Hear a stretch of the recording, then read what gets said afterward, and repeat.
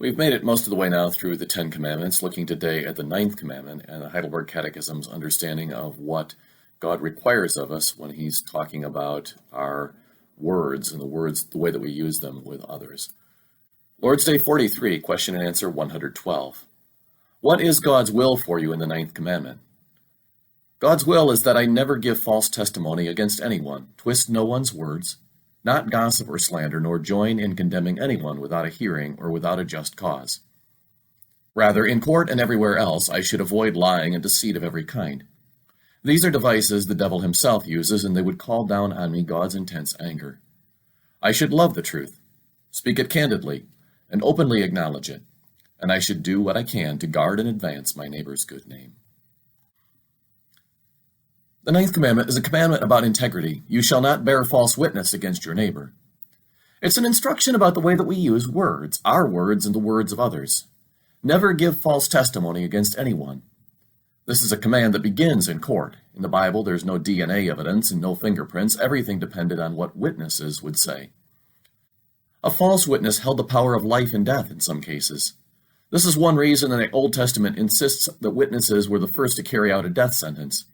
To carry a lie this far required far more courage than a few false words. But the reach of this command goes far beyond the courtroom. There are ways to inflict harm without lying under oath. Twist no one's words. Isn't it easy to remember the stuff that someone else says when it works to our advantage, but to forget the rest of the conversation? God's will is that I not gossip or slander.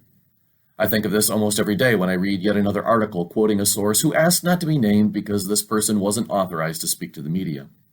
Then why speak? I should not join in condemning someone without a hearing or a just cause. This isn't just a problem when we're summoned for jury duty. We condemn people all the time when we immediately think the worst of whatever we hear of them. God is talking here about every form of lying and deceit, the little stretches of the truth that make it sound like I did more work than I actually did. The little stretches that make it seem like another person was much ruder to me than he actually was.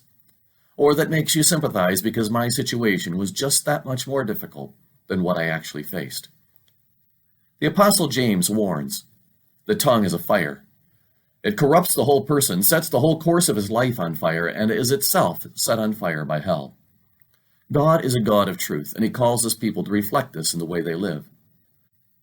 God's love always protects, always trusts, always hopes, we are told.